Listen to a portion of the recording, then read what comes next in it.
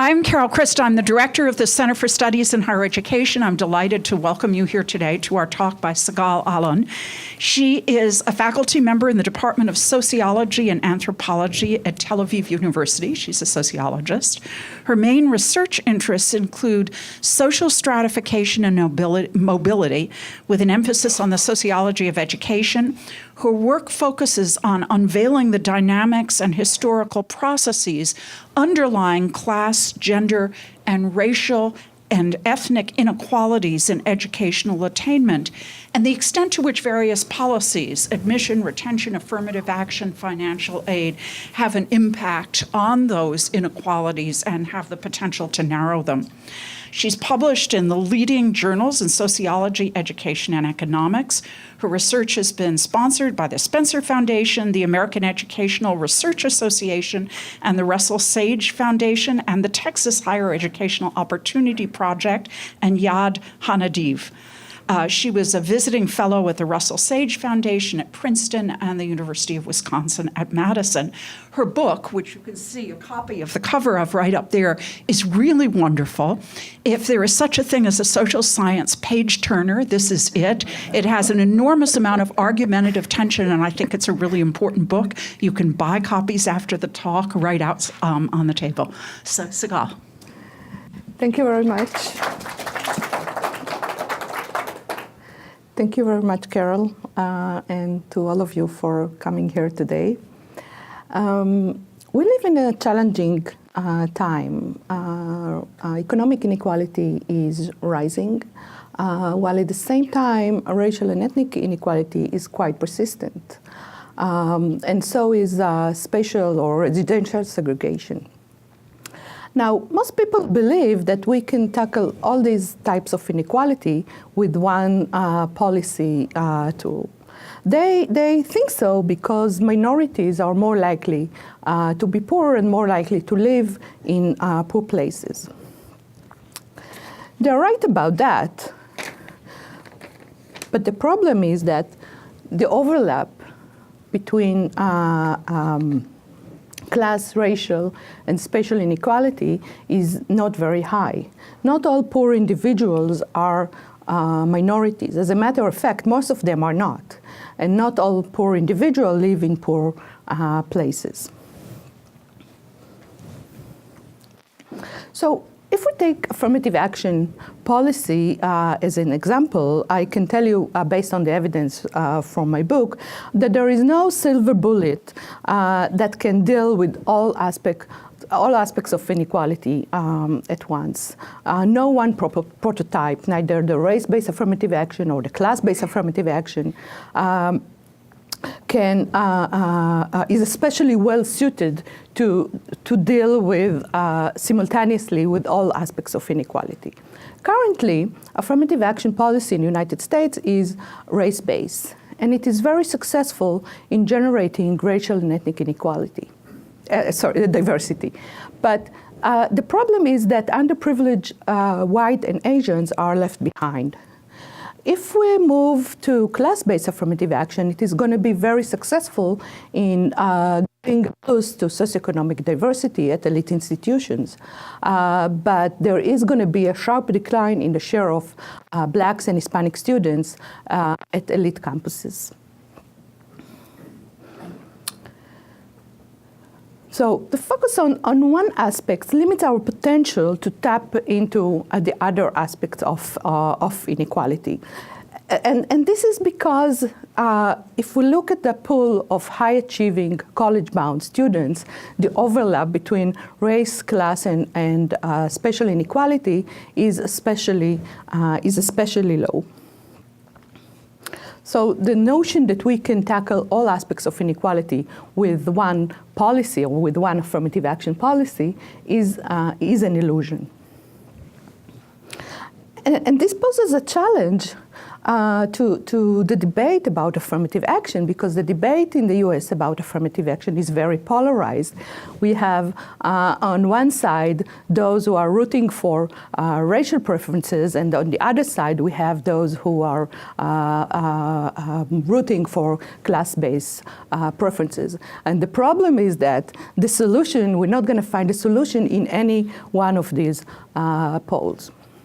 Now, new and innovative designs of affirmative action were implemented in recent years in other countries around the world. And what they demonstrate is that between those rival models of race-based affirmative action and class-based affirmative action, there is a range of possibility, a spectrum, in fact, of affirmative action policy.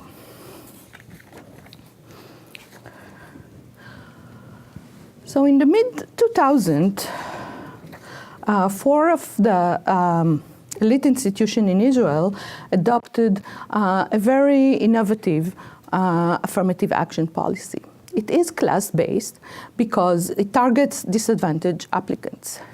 But the emphasis is on structural disadvantages.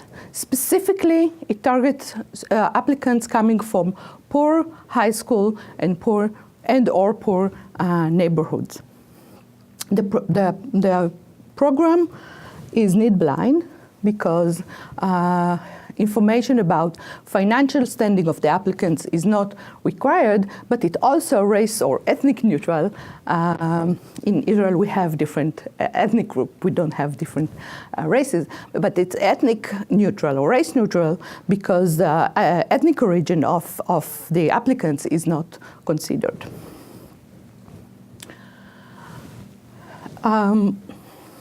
More than a decade later, in 2012, Brazil enacted a new class-based affirmative action known as the law of social quotas. Now, this law came into effect after of more than a decade, where Brazilian universities were experimenting with race-based affirmative action. And these race-based policies were very controversial. So in 2012, the government enacted this law of social quotas. So under this law, public universities in Brazil, which are the selective institutions, are required to reserve at least half of their slots to students from public high schools. And half of these reserved slots should go to low-income students. The program, however, is not race neutral. It is race sensitive because the allocation of all the reserved slots must match the racial makeup of each state. As you can see, this program is based on quotas. And this is very similar to India's reservation policy, and it is in contrast with both the Israeli policy, which is voluntary, and the American affirmative action policy.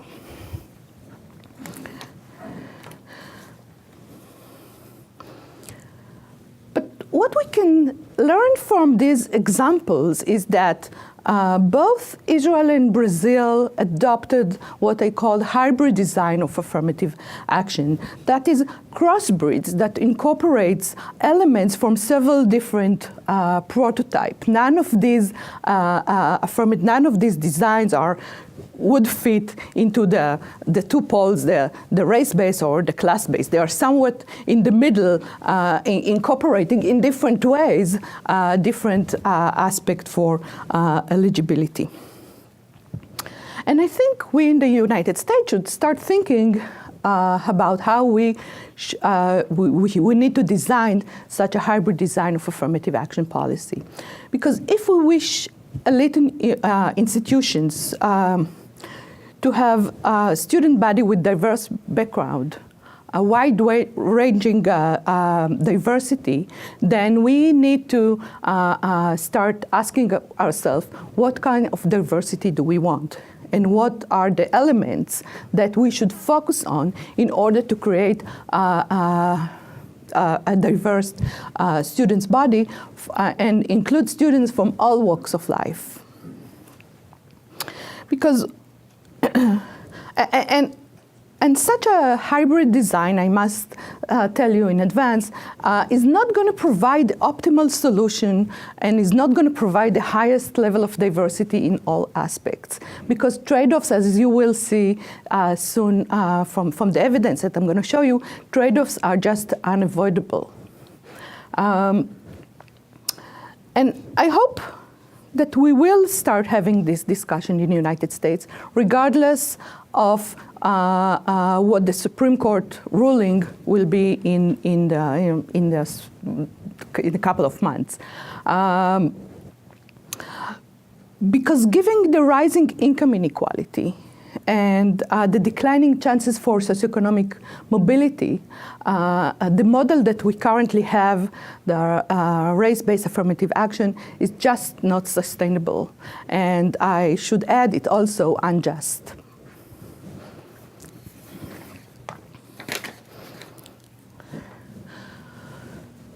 So what I do in the book, I use the United States as the case study for race-based affirmative action, and Israel as a case study for class-based affirmative action. And the Israeli program is the first and only race-neutral, class-based affirmative action that ever been implemented around the world. So it's a good opportunity to assess the outcomes and the effect of such a policy. So for each country, I compare the model that is currently implemented to the road not taken, to the alternative policy type. So in the United States, I compare racial preferences to several models of class-based affirmative action.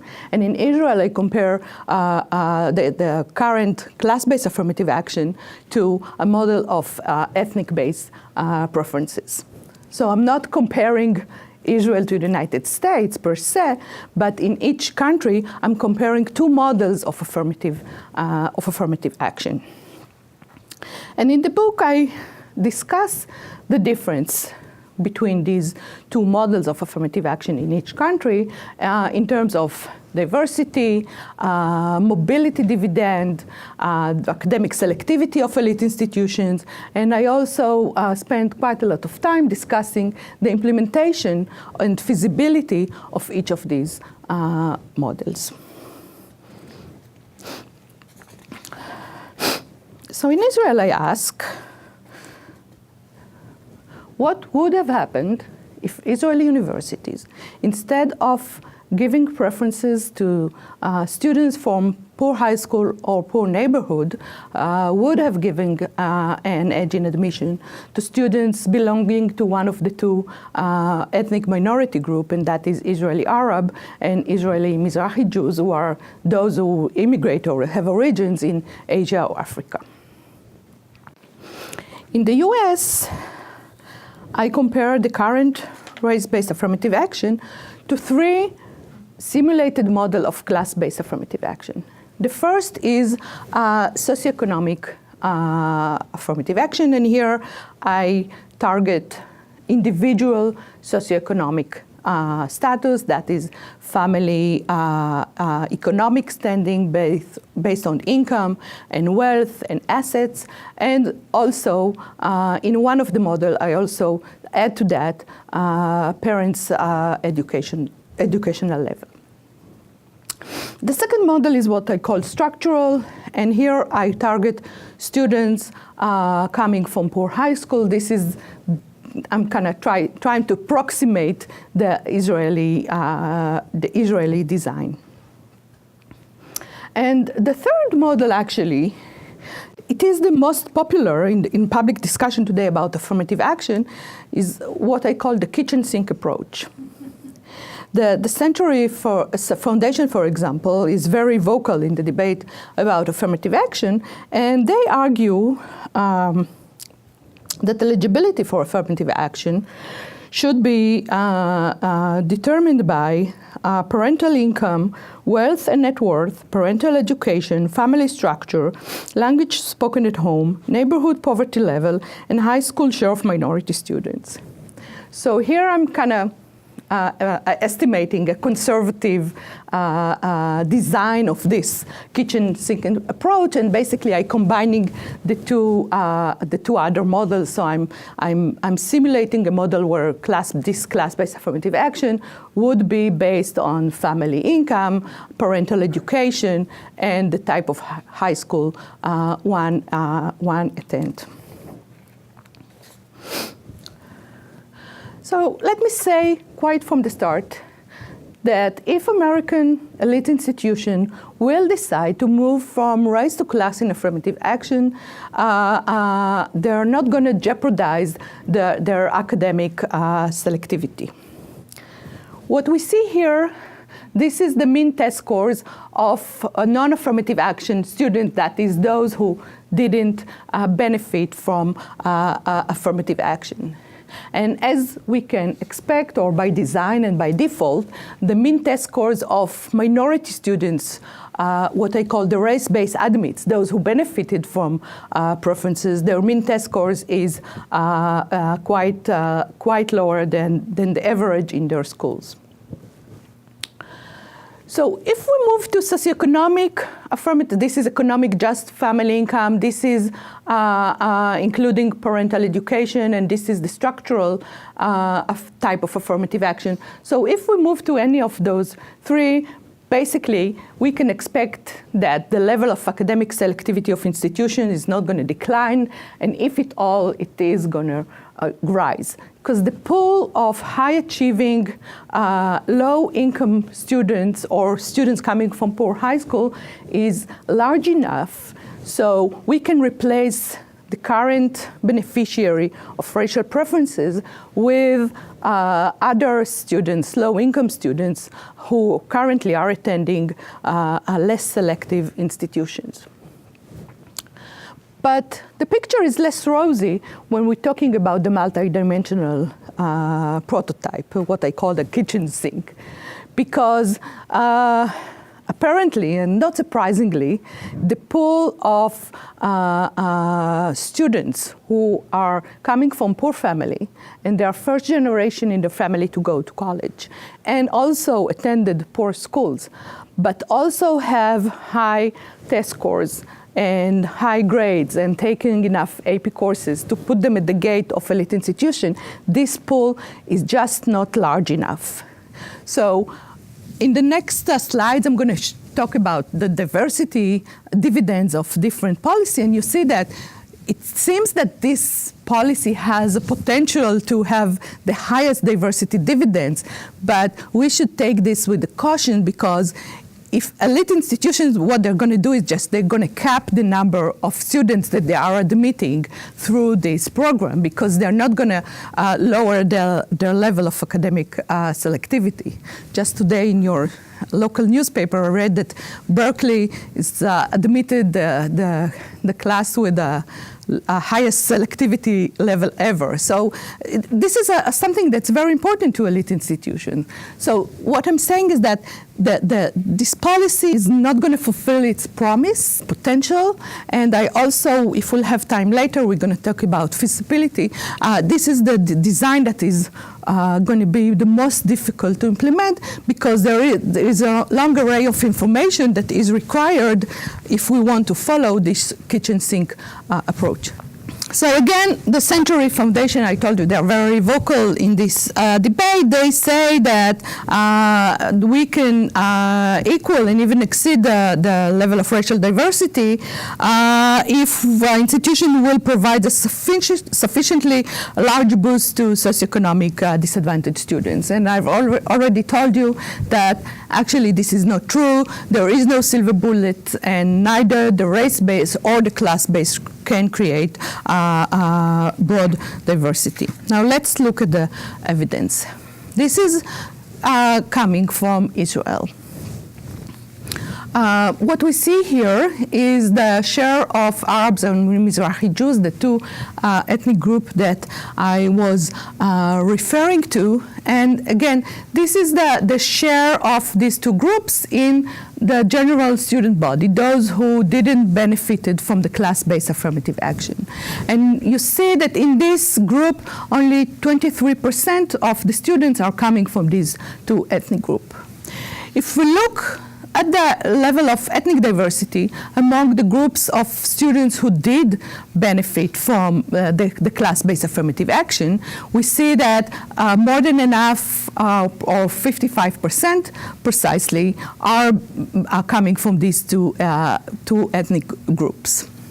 And this is quite remarkable because the policy is race neutral, it's ethnic neutral. It doesn't consider the ethnic origin of the applicants. But if Israeli University would have decided to implement ethnic preferences instead, then obviously all of these slots that are currently going to class-based admit would have 100% of them would go to students coming from only these two ethnic groups. So what we can say is that basically the class-based policy creates about 50% or half of the potential of an ethnic-based policy in terms of creating ethnic diversity. Yes? Just a quick question.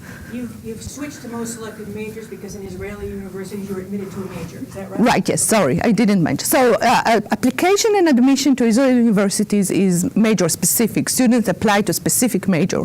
And the analysis that I've done in the book, I've done it to all majors. So I've done it to the entire institutional body, but also I've done it to the most selective major because I was interested to see if the most selective majors are also participating in this policy because it is completely voluntary. So my assumptions, or at least I wanted to see if they are also the ones who are giving the edge in admission to students. So the results I'm going to show you today are just for the most selective majors. Yes? And the difference in the representation of Arab and Mizrahi Jews between the second and third columns, is that a result of greater class heterogeneity among the Arabs, or is that a result just of population sizes? You're talking about the difference between the 32 and the 72, or? Versus, yes, right. That versus the much smaller growth among the Mizrahi. Right. So the Arab population is more disadvantaged, socioeconomically disadvantaged of any other group in Israel. So they are more likely to take advantage of the class-based policy. They are overrepresented even under the class-based policy because they are poor, they're more likely to reside in poor places, more likely to go to poor high schools. So for them, the overlap, again, the overlap for the Mizrahi actually looks more, like it looks more similar, right? We haven't seen... Right, because the Mizrahi group is very heterogeneous, especially when we're looking at this highly selective group of students. You know, it's not the general population. And again, we're talking about only students who have the good enough grades and good enough test scores to go to these elite institutions, and within them to the most selective majors. So, but if we look here at the level of socioeconomic diversity, we see that the class-based policy, even though that it is focusing on high school type and neighborhood and not so much on socioeconomic individual characteristics, we see that it is producing the highest share of students with unemployed father or father out of the labor force. And you see the trade-off quite visibly, the trade-off between getting more ethnic diversity and getting more socioeconomic diversity. These are the results for the United States, and here we see the level of racial and ethnic diversity at most elite institutions. This is the current level of the student body diversity. About 16% of the students are either Black or Hispanics, and there is going to be quite a sharp decline in the share of Blacks and Hispanic at elite institutions if they'll move from race to class in affirmative action. The structural model is creating somewhat higher level of diversity, and again I'm coming back to the overlap, because the overlap between spatial diversity and racial inequality is higher than the overlap between class inequality and racial and ethnic inequality. As I said, the multidimensional model show up to create the highest level of diversity. But as I said, if institution, and I simulated that as well, if institution will decide that they are going to keep the level of academic selectivity as it is today, then basically the level of ethnic diversity is going to be exactly the same as if we just do the structural model of focus on poor high school. So there is no point in looking for students with multiple disadvantages if we can just focus on one disadvantage that create the same outcome. Not surprisingly, the socioeconomic models, those who target family income, are going to give a substantial boost to the level of economic diversity. And here what we see is the share of student body in the bottom quartile of the expected family contribution. The expected family contribution is a measure that is calculated from the FAFSA form. This is a form that students who are seeking federal financial aid or Pell Grant need to fulfill. So it is based on quite accurate information about family income and other financial resources. So if institution will move from race to class in affirmative action, the share of students in the poor family will rise from 9% to about 14%.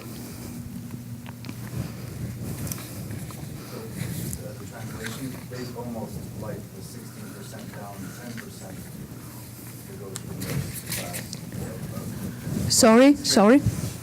That percentage difference, that's about 6% you show on the left graph, Yeah.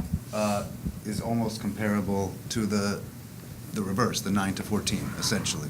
Right, Down right. from 16 to 10, Yeah. from 9 to 14. There is a trade-off. I mean, so if you have a policy that is focusing on income inequality, it's going to be really good in boosting economic diversity. And if you have a program that is focusing on racial inequality, it's going to be really good in giving a boost to this type of diversity. But each program is really good in what is he or she doing, but it doesn't really has the ability to create. And again, I'm talking now about the polls. The next slide is about different solutions. But if we're just talking about the two camps, the ones on one side the race-based policy and the one side class-based policy, none of them are well suited to create broad diversity. So the solution must be somewhere in the middle, what I call the spectrum of affirmative action policy. So I tested two different solutions. One is what I call the hybrid design, and this is just one type of hybrid design, because when we start talking about hybrid design, then we could, select different characteristics based on the outcome we want to achieve. And here I tested one form of such a design, just to give us a sense of what we can achieve when we start playing with these elements. So here I tested a policy that is class-based. based on the different prototypes that we cover so far. But within, so let's say a class-based policy that is giving preferences to students from poor families. But within this pool of applicants coming from poor families, institutions are going to give or consider another element, or consider race and ethnicity as well. So this policy considered class in the first stage, but then it also considered race as another element. And when you come to think about the debate about affirmative action, and the Berkeley decision in 1977, Justice Powell then said that, and the Supreme Court since then, Supreme Court ruling since then endorsed this. Every ruling, they say the same thing.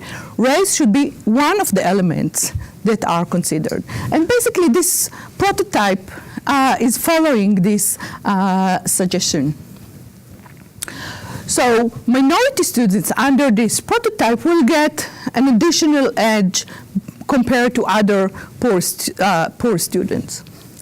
The second solution that I've tested is that of eliminating all type of preferences, as we said, legacies, preferences for athletes, wealthy kids of wealthy donors, including racial preferences.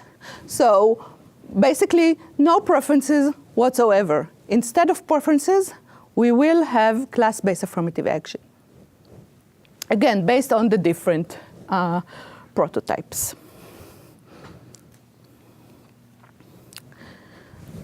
So let's look here. There are many columns, but it's quite straightforward. We've seen this. This is the level share of underrepresented minorities at elite institution, about 16%. And we also saw that these results, this is what will happen if we just move to class-based affirmative action. And I'm just showing the results for the socioeconomic model and the structural model, okay? So we saw the decline from 16% to about 10% if we'll implement, or 10 or 11% if we'll implement one of these models. And here, this is the level of racial and ethnic diversity if we'll have the race within class design. And we see that the level of ethnic diversity is somewhat higher than if we just have race-neutral class-based affirmative action. So basically, the difference between these columns to the blue columns is that this is race-neutral class-based affirmative action, and this is race-sensitive class-based affirmative action. And these results, you know, this is just an example of what we can do when we just leave the two poles aside, you know, the race-based and the class-based, and we try to see if we can actually combine them together. And basically, you see that the decline is going to be somewhat smaller if we'll move from race-based affirmative action to race-sensitive class-based affirmative action. Now, remember, I'm quite... I like these results because, as I said, we will never be able to maintain the level of racial and ethnic diversity without direct racial and ethnic preferences. This is something we have to acknowledge. There will be a decline. There is no doubt about it.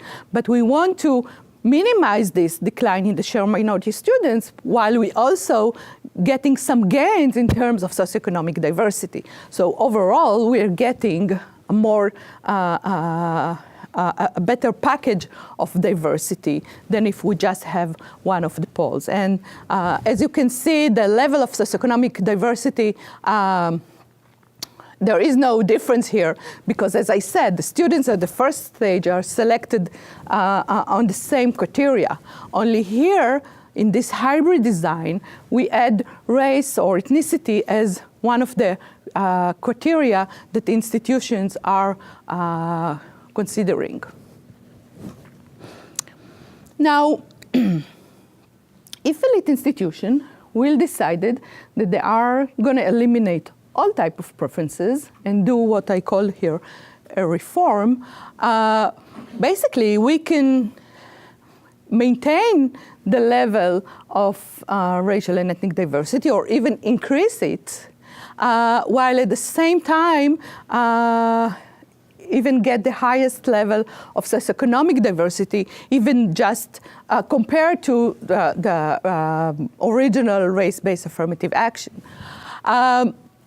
But this, and again, all of these prototypes, none of them is going to jeopardize the academic selectivity of elite institutions. So the level of the test scores and grades is going to remain relatively the same. But implementing such a reform, basically we're talking about changing tuition. So it's a reform in tuition, in financial aid, and admission policy. And I'm not sure that elite institutions are willing to seriously consider this policy. Yes? I'm curious, even in the right side with the EFC in the bottom quartile, why is the structural not much of a change compared to the current, even though... Okay. That's an excellent question, because that's an excellent question, because the current student body, this also includes racial preferences.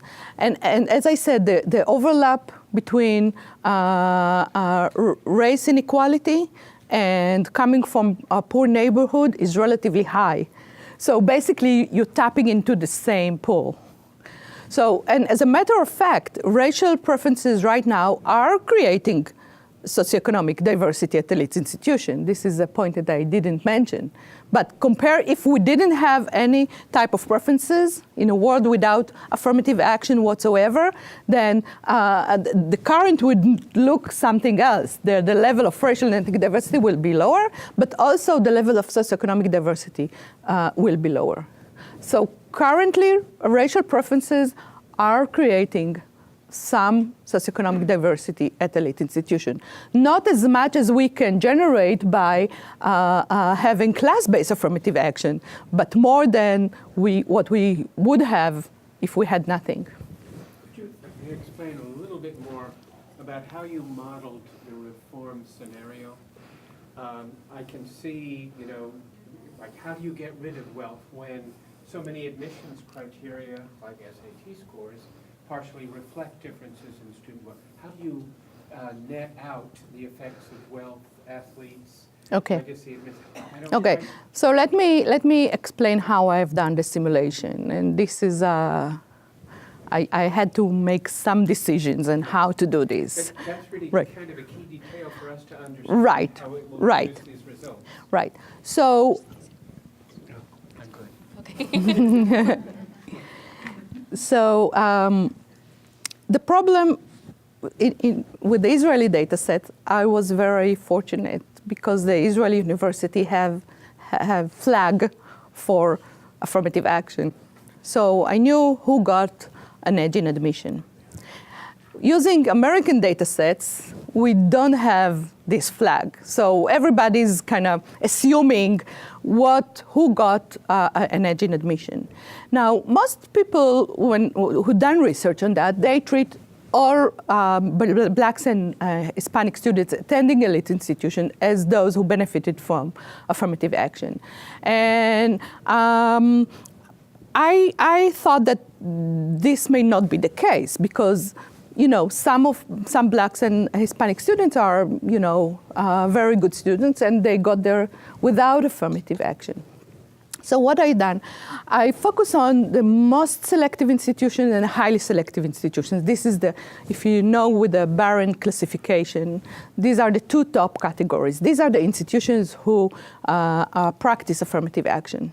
So within each category, within the most selective, I looked at the SAT distributions of the students, and I look at the bottom quartile of the SAT distribution. And so I decided that minority students at the bottom quartile are those who benefited from affirmative action. Now, because, I wasn't sure if it's really the 25 percentile or the 30 percentile or whatever. So I have in the book quite a lot of sensitivity analysis where I have different thresholds. So I also tested what if I'm wrong, and it's not the bottom quartile, but it's the bottom half, and what if everybody is actually benefited from affirmative action. So I have a range of simulations. The result I've shown you today is based on if minorities in the bottom quartile of the SAT distribution are the one who benefited from an edge in admission. So I took them and moved them to a lower, a less selective institutions based on their SATs. I tried this also with grades, but these SAT, as you know, are a good predictor of. So you did the same not only for race, but Exactly. for wealth. Exactly. So in the reform simulation, what I've done is basically I eliminated the bottom quartile of each institution, and instead I filled these slots with students based on their socioeconomic status or their type of high school. That's good. Thanks. And again, I'm not sure that it is just the bottom quartile, but there are results for everything else. By the way, if I'm so I think my estimates are conservative in terms of who got affirmative action, because I'm only focusing on the bottom quartile. But if I'm wrong, and if 50%, the bottom minorities in the bottom 50% of the SAT distribution are those who benefited from affirmative action, then the decline in racial and ethnic diversity that is going to follow a move from race to class in affirmative action is going to be much deeper, okay? Because we are going to reject more minorities and instead admit in their place more whites and Asians. So, so basically, I think this analysis bring into sharp relief the issue that we have to consider in this debate, because if legacies and other type of preferences are implemented, then a race-neutral class-based affirmative action can generate broad diversity, including racial and ethnic diversity. So if race neutrality is really important for American institutions, then they will have to get rid of legacy preferences and other type of preferences. But if they're not willing to go into this vast reform in admission, tuition, financial aid, then we have to acknowledge that if we move from race to class in affirmative action or reform affirmative action, it cannot be race neutral. So race neutrality really depends on the willingness or the ability or financial ability of institution to eliminate all kind of preferences. Okay, and so the last issue I want to cover today is whether there are mobility dividends to affirmative action policy. And I'm sure you all read about what Justice Scalia, may he rest in peace, said in the last hearing, Supreme Court hearing in December. And basically he voiced what many people say in recent years about affirmative action policy and the beneficiary of affirmative action policy, that they would be better off going to a lower track school, that they would be better off learning in less selective institutions. And in essence, basically, the question is, are there mobility dividends for affirmative action policy? Do those who benefit from it, does it pave the way for them or open the gates or increase their chances for socioeconomic mobility? Now, this is a very question, a very difficult, not a straightforward question to answer, because basically we are talking about the counterfactual. We are asking what would happen to these minority students if instead of going to a elite institution, they would have go to a less selective school. And so it's very difficult to know what would happen to them if. But using the Israeli affirmative action, the design of the policy basically gave me a unique opportunity to, I think, to nail down this, the mismatch debate. So, to understand what I've done, we have to go a little bit into the details of how the policy operates. So the students, applicants who wish to be part of the affirmative action program, they send an application to fill out an application, and they send it to a non-profit organization outside the university. In this organization, they take all the information, they validate it, and each student receive a score ranging from 1 to 85. The score is sent to the universities. At the university get the score, and they decided that they will consider or start to consider applicants if the score is above 30 points. For those with the score above 30 points, they will consider only those with where their academic index score is about half a standard deviation below the admission cutoff point of each major.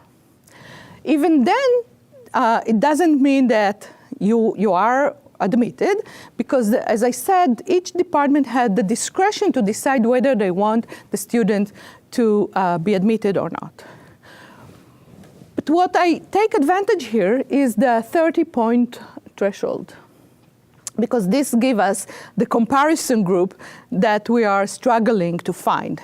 So what I'm doing, I'm comparing those with a score of, let's say, 29. They are left outside. They didn't benefit from any affirmative action.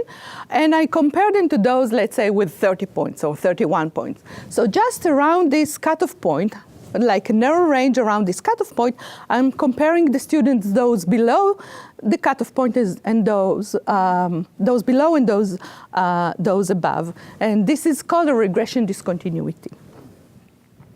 And the assumption is that there are no differences, nor observed and not observed and not unobserved between those above and below the cutoff point. So this looks messy, but it's actually quite straightforward. In the book, I have more easy graphs, but I think these graphs are really amazing, so I decided to talk about them today. So what we see here is a bunch of outcomes. This is admission to a selective major. We'll talk about everything later. And the red line here, this is the cutoff point, the 30-point cutoff point. And what we're looking at here in this analysis is what happened here. What happened in this, around this cutoff point. This is the discontinuity that I'm exploiting in order to see whether those above the cutoff point actually have better chances for admission, to go into a more selective major, and later on we'll see whether they have better chances of graduation and earning a higher GPA. So what we see here, and this part of the work, the regression discontinuity, is with my colleague Ofer Malamud from the University of Chicago. What we see here that those above the cutoff point have higher chances of admission. They have higher chances of admission to a selective major. And remind you, the policy is voluntary, and there is a discretion at the department level to decide whether they want to admit a student or not. So this is not straightforward. But it is important, if you look here, this is applied to a selective major. And you see that there are no differences, because when the student apply, they don't know that whether they're going to qualify for the affirmative action program or not. So basically, we see that they are applying to basically the same type of majors. But this is the effect of the policy. They are more likely to be admitted to a selective major. Eventually, they're more likely to enroll at the university and more likely to enroll to a selective major. When we look at their matriculation outcomes, what we see is that the effect of the policy to being above the threshold, the effect is positive, but it's not statistically significant. So we see that they have slightly higher first-year GPA, higher graduation GPA, graduation likelihood, and higher chances to graduate with the selective major. And I'm saying again, this is not statistically significant, but what we see here is that Justice Scalia was wrong because they wouldn't be better off going to a less selective major, or they're not. Their grades and outcomes are not lower because they went to a more selective major. Now, I also took another take of it, and I basically follow them from the application stage to the graduation stage. And here, these are the results in terms of the major selectivity, and you see that at the application stage, there are not much differences between those above the threshold, the black line, and those below the threshold, the red line. And as we saw in the previous slides, the admission stage, this is where the affirmative action programs start to kick in. And what is interesting is that they are able to keep this edge, the disadvantage, until graduation. So to the administrative records that I got from the Israeli University, I added or emerged information coming from the Israeli IRS in terms of the starting salary of university graduates. And these are major specific graduates. So I got the information about how much a sociology students at Tel Aviv University earns versus a sociology student at the Hebrew University, or versus electrical engineering students at Tel Aviv, etc. You got the idea, right? So basically, I have you could say the economic value of a degree. And again, we see that when they apply, there is no difference in terms of the type of majors they apply to. But at the admission stage, we already see that those who qualified for the affirmative action program are admitted to more lucrative majors, and they are able to keep this advantage until graduation. So by the time they graduate with a more lucrative degree.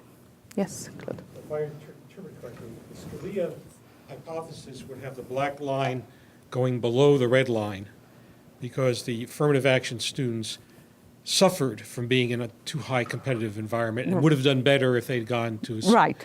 And the fact that the black line stays above the red line says they actually took advantage.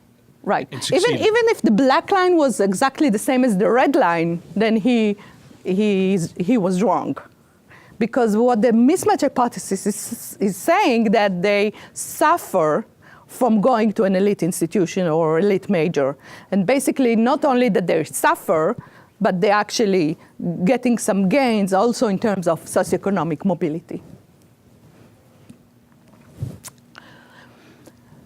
So just to sum up this mismatch debate, which is still fueling the entire controversy about affirmative action, I answer three simple questions. So the first question, are the achievements of the beneficiary of affirmative action lower than the classmates in their elite schools of major? And the answer to that is yes. If we compare affirmative action admits, whether they are minorities in the United States or students from poor high school in Israel, and compare them to the elite student body that they are admitted to their elite classmates, then yes, their outcomes, their grades are lower than compared to this group. But this is a different question than to ask, would they be better off attending in a selective institution or major? And the answer to that is no. And do they benefit from affirmative action? And the answer to that is definitely yes. And if we'll have time later, if you want, or you can read in my book, I also done some kind of analysis with the American data sets, and the results are just point to the same direction. So what we see is that the affirmative action is a key vehicle for socioeconomic mobility for disenfranchised students, whether they are ethnic minority or whether they are poor students. And this, I think, framed the debate about affirmative action from a different angle, because the debate is who is going to get access to these mobility dividends. And think about Abigail Fisher, who we hear about her for, 5-10 years or almost by now, right? If there were no mobility dividends to affirmative action, right? If the outcomes of graduating from UT Austin would have been the same outcome of graduating from the university she graduated from in Louisiana, then she wouldn't have to pursue this case for so many years and waste so much money and attention on it, right? The only reason that we have this controversy and debate and lawsuit and about affirmative action is because there are gains for attending a more elite institution, attending a more selective institutions.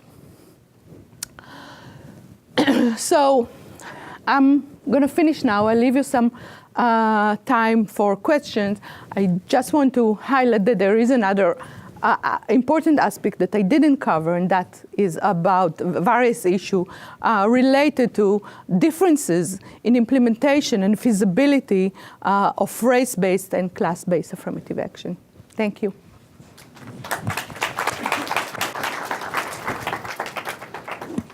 So we have about 15 minutes for questions. I'm curious about your counterfactual scenarios. I'm curious, well, if you ran but didn't show us reform with a similar sort of race-based affirmative action program, because I imagine that. So what you're saying, eliminating legacies but keeping racial preferences. That's right. You showed us sort of reform plus class. So you showed us race-based, and then you showed us class-based, and then you showed us a reform plus class. Right. But it would have been really interesting to see the reforms without any affirmative action and reforms with class-based or with race-based for the comparison, because from your plots it makes it seem like we should implement reforms and institute class-based affirmative action, but without those reforms, then it's sort of a trade-off between the other two options. And I'm sort of Right. curious if Right. there's in fact a trade-off there too, that it's just not in the graph. Right. Well, you're right that this is, I haven't run this reform with racial preferences because I was going in a direction of moving from race-based affirmative action to something else. So basically, I simulated the alternatives of abandoning racial preferences and moving to something else. Now, it is true that institutions should consider eliminating legacies and just keeping racial preferences. But maybe I didn't simulate this specific scenario because I actually don't. I think that the chances that the institution will eliminate legacies and preferences to rich donors are very slim. So.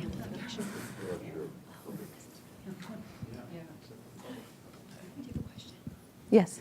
So in the U.S. case, you showed in several instances that the So you showed that in the U.S. case, there are different class outcomes when you use SES versus structural, class affirmative action methods. What does that look like in Israel? Do you have those slides? The difference between a structural versus an SES approach? No, I don't have. I didn't have information about the socioeconomic status of the applicant. So I don't know what would happen if Israeli universities, instead of following the structural type of model, would have go with a socioeconomic based affirmative action. And I want to use your question to say something in general that I think, I said in the beginning that we should think about hybrid design and combining different elements. But I want to emphasize that the design must be simple. We cannot have too many criteria that institutions are going to consider. Because when you come to think about it, racial preferences are very simple. Actually, the most simple affirmative action possible. Because we're talking about a dichotomy, either you're black or white, okay, let's make it simple. And you don't need verifying information, right? The structural model is going to be the next in terms of simplicity. Again, it's a group indicator, whether you are from poor high school or from poor neighborhood. And it's not a coincidence that Israel and Brazil, the only countries that implemented class-based affirmative action, focus on students, on the applicant's high school type. Both policies focus on high school type. Because again, after racial distinction, this is again something that is easy to verify. It's available in public records. You don't need to ask students for their income and assets. So you don't need to ask tons of private information, and you don't need to verify it. So thanks a lot. I think that this was a really fascinating talk. And I'm wondering if you can also shed light on one other thing, which I admit goes beyond your data, and it kind of relies on the difference between the most selective majors or the highly selective majors in Israel compared to very selective institutions in the US. So I think that your finding about the mismatch, I think there's also support for that finding in the US literature. But there's kind of a debate about why that is. Is it because there's so much more, so many more resources at highly selective schools, or is it the peers, or maybe both? So I'm wondering if in Israel there's also lots more resources that go into those highly selective majors versus the others, so that we could have some sense of what's driving the result that you got here, or if you could speculate about that a little bit. Well, that is an interesting question. I don't think that there are more resources. First, I would say that the most selective in Israel, most selective majors at the Israeli universities are very selective. So they are similar in their admission rate to the top elite institution in the United States, just to say that they are comparable in terms of selectivity. But I don't think that there are more resources at these selective majors. All the Israeli universities, that elite universities, are public. So, and, budget is small, the government the same as you experiences here. The government is withdrawing from supporting the public higher education. So no, I wouldn't say that there are more resources at the most selective institutions. Majors in Israel. So that means that in Israel at least, so I don't want to compare two countries, but in Israel at least this effect is not based on getting more resources. In the United States, I do think that the effect is based on getting more resources. And these results I haven't shown you. These results is how I estimate the mobility dividend or the mismatch hypothesis in the US data set. And basically, what I'm doing here, I'm comparing two groups of students. The first group is the race-based admit. This is the blue bar. Okay, so these are the minorities who benefited from affirmative action. And I compare them to the class-based admits, those who could have benefited from socioeconomic or structural affirmative action, okay? So I'm comparing the two groups. The race-based admits went to a selective institution, right? They benefited from affirmative action. These went to less selective institutions. And the comparison makes sense because, as I showed you before, the test scores of these groups and their high school grades and the number of AP courses of this group is higher than the students in this group, okay? But they went to different institutions. If American institution would have adopted class-based affirmative action, then they would change places, right? Okay, so now when they were freshmen, they were asked about various aspects of social and academic integration. Now, they were asked whether they talk with faculty about academic matter outside class. You see the difference between the two groups. The met an academic advisor. You see the difference between the two groups. Participated in study groups. And here again, this is the share of students reporting they never had these interactions with either peers or their academic advisor. So you see the difference in their environment, and you cannot attribute it to their scores or academic preparation because they are even more prepared than those who benefited from racial preferences. This is a pure effect of the institutional environment that these students are attending, you know, and I really feel sorry for these class-based admin. They are high-achieving students. They're highly qualified, but they stuck in a less selective institution. And when you look at their outcome, then you see what happened to them. Just look at the chances of graduating from the first institution.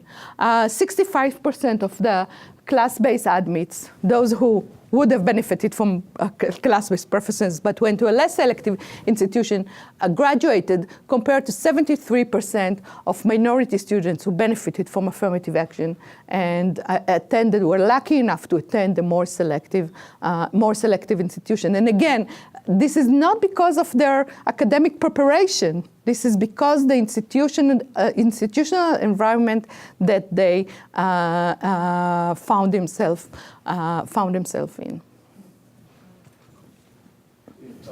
I'm sorry, someone else there is with the mic already. Just, to clarify your position on Scalia, since you made a real point about that, so put it in really concrete terms then. I mean, you basically showed that it is a failure, that his statements and his idea that they should go to less advanced schools does not add up, at least in the Israeli condition. But no, also in the American case. This is results from about American students, and I've done other research before that on the mismatch hypothesis. So there is a strong body of evidence that showing that there is no merit in this mismatch hypothesis, but for some reason this is coming up every time that there is a debate about affirmative action. The Supreme Court judges are picking up on it, although the social science on this question is very clear and strong, and the evidence is robust. And there are few people with, I don't know, agenda that are saying the opposite with no support. And you can read my book. You can go online and see the number of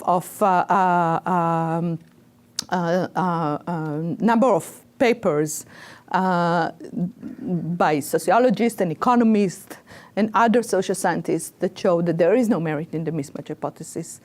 But I don't know why. The justices, it's not just Scalia, but other justices as well.